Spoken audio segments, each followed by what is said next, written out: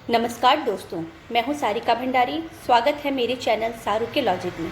दोस्तों, आज मैं अपने वीडियो में फिर से हमारे देश के बंटवारे की बात कहूँगी। मुझे पता है आप सबको बड़ा आश्चर्य होगा कि अब कौन सा बंटवारा। हमारे देश का बंटवारा तो आज से 73 साल पहले आज़ादी के वक्त हो ही गया था। अब कौन सा बंटवारा? आज 2020 में बंटवारे की बात क्यों? दरअसल इसके पीछे एक बहुत बड़ी वजह है।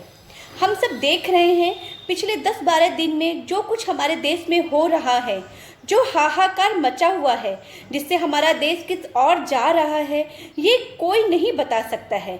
चारों ओर बंटवारे की गूंज, जातीय संघर्ष, जातियों में आपसी लड़ाई, निचली जाति ऊंची जाति के बीच तकरार की खबरें लगातार हम सब सुन रहे हैं।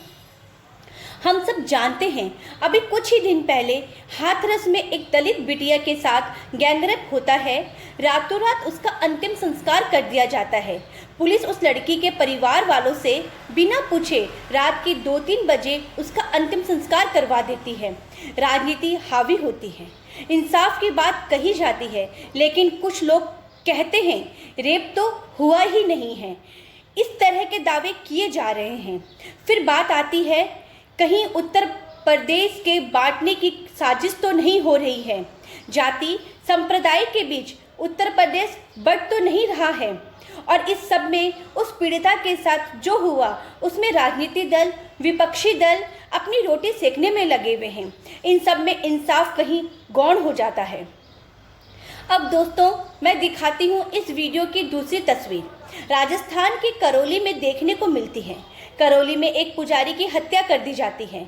जमीन के कब्जे को लेकर लड़ाई चल रही थी, इसमें पुजारी की निर्मम हत्या कर दी जाती है। यहाँ पर भी समाज बट गया।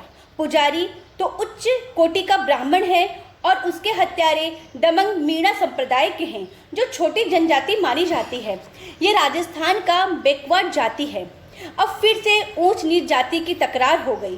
फिर से जातीय संघर्ष की बातें होने लगी। सरकार ने 10 लाख रुपये मुआवजे की बात करके किसी तरह मामले को ठंडा करने की कोशिश की। दोस्तों, हाथरस और करौली दोनों तरफ आग लगी हुई है, परंतु अभी तक इंसाफ किसी को नहीं मिला।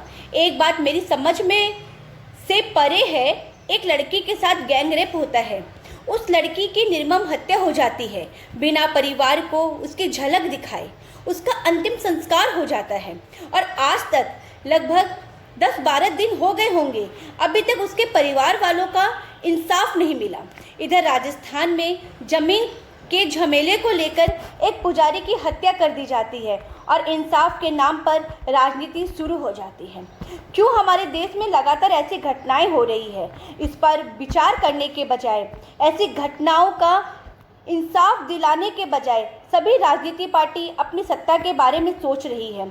मुझे लगता है ये सब घटना के चक्कर में विपक्षी अपनी सत्ता मजबूत करना चाहते हैं और जो वर्तमान सरकार है वो अपने आप को बचाने में लगी हुई है, परंतु उन परिवार के विषय में, उनके दुख के विषय में किसी को कोई चिंता नहीं।